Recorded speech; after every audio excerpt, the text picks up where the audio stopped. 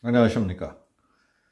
김정은은 인민군 창건 75주년 열병식을 통해 전의를 불사르는 연설로 일관했습니다.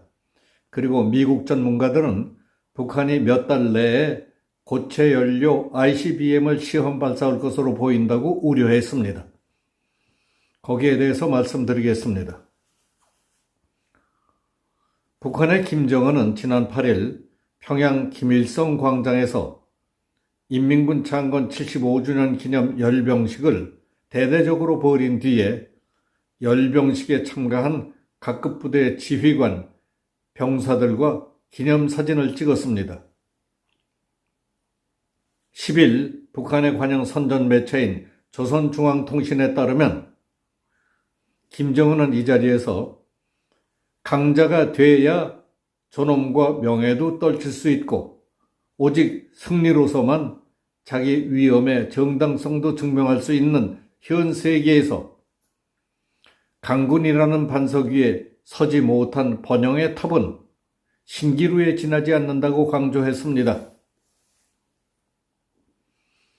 김정은은 날로 더욱 포악해지고 있는 제국주의 폭제를 결단코 힘으로 지압 평정해야 할 조선혁명의 특수성은 우리 군대로 하여금 오늘의 만족함이 없이 지나온 역사와 대비할 수 없는 빠른 속도로 더 강해질 것을 요구하고 있다고 말했습니다. 그는 영예의 군기들을 앞세우고 열병광장에 굽이친 위대한 무장력의 도도한 경륜은 당과 조국에 대한 충실성을 최고의 사명으로 간주하고 혁명의 최전방에서 영광 넘친 공화국의 승리사를 고귀한 피와 무수한 위훈으로 우리 군대의 불멸의 영웅성과 전투적 기계 그리고 절대적 힘의 과시로 자랑스럽게 만든다고 했습니다. 북한은 김정은 집권 이후 13번의 열병식을 열었는데 김정은의 둘째 딸로 알려진 김주애는 군 장성들의 숙소를 방문한 데 이어서 근군절 열병식 현장에도 김정은과 함께 등장했습니다. 북한 통신은 김정은이 사랑하는 자제분과 부인 이설주 여사와 함께 광장에 도착해 열병식에 참가했다고 전했습니다. 주석단에는 김덕훈 내각 총리, 리병철, 리명길 당 중앙군사위원회 부위원장, 강순남 국방상, 박수일 군 총참모장, 정경택 군 정치국장을 비롯한 군 정지휘관들이 자리 잡았습니다. 그리고 조용원 당 조직비서 등이 존경하는 자제분을 모시고 귀빈석에 자리 잡았다고 소개했습니다. 열병식에는 대륙간 탄도미사일, ICBM과 장거리 순항미사일 등이 등장했습니다. 통신은 전술 미사일 종대, 장거리 순항 미사일 종대, 전술 핵 운용 종대, 대륙간 탄도미사일 종대가 위용을 과시했다고 전했습니다. 통신은 열병광장은 세계가 괄목하는 천하 제1강군의 드높은 혁명적 기상과 열의로 세차게 끌어번졌다고 했습니다. 그리고 오늘의 열병식이야말로 행성의 모든 악과 불의의 세력을 쓸어버릴 필승불패의 군력을 일떠세운 조선노동당의 만고불후의 업적을 보여주는 자랑찬 축도라고 했습니다. 지금 들으신 대로 김정은의 연설은 더 이상의 형용사와 부사를 동원할 수 없을 정도의 과장된 수식어를 나열한 것이 읽기도 쑥스럽고 유치할 정도였습니다. 마치 이솝우화, 개구리와 황소 이야기 같이 허풍과 허장성세도 대단했습니다.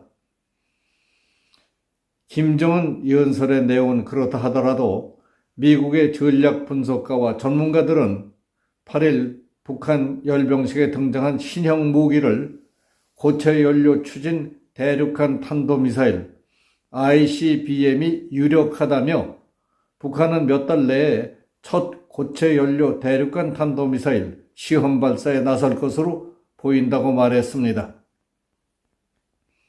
전문가들은 이번 열병식에서 최소 10대 이상의 화성 17형 ICBM이 등장했다는 것은 북한의 미국 본토 공격 능력이 그만큼 강화된 것이라고 지적했습니다.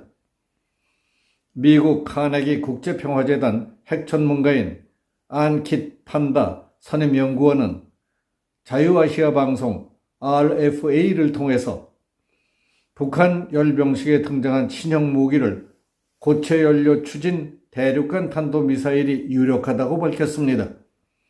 판다 연구원은 북한은 작년 12월 고체 연료 단거리 미사일을 시험 발사했고 서해 위성 발사장에서 대출력 고체 연료 발동기의 지상 시험을 했다며 김정은은 새해 노동당 전원회의에서 신형 대륙간 탄도미사일을 언급했는데 그것이 고체 연료 추진 대륙간 탄도미사일이라고 분석했습니다. 판다 연구원은 북한은 몇 달 내에 첫 번째 고체 연료 대륙간 탄도미사일 시험 발사를 하고 뒤이어 성능 확인을 위한 시험 발사가 계속 이어질 것이라고 전망했습니다. 제임스 마틴 핵 비확산 센터의 데이비드 휘몰러 선임연구원도 이제 관심은 북한이 실제로 고체 연료로 추진하는 대륙간 탄도미사일을 언제 어디서 발사할 것인가라고 했습니다. 이와 관련해 미국은 지난달 30일 미 전략폭격기 B-52 기종에서 극초음속 미사일을 발사하는 시험이 성공했다고 발표했습니다. 미국 연구기관 애틀란틱 카운슬 선임연구원인 수포 전 부추학원보는 북한의 화성 17형의 숫자가 늘어난 것은 특히 미국 본토의 미사일 방어와 관련해 시사하는 바가 크다.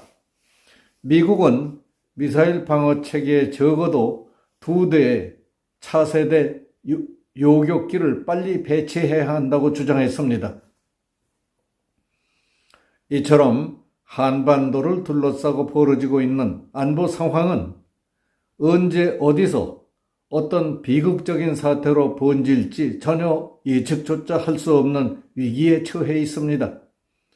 물론 우리 국가지휘부와 안보국방전담부서는 주어진 상황과 여건에서 최선을 다하고 있으리라고 믿습니다.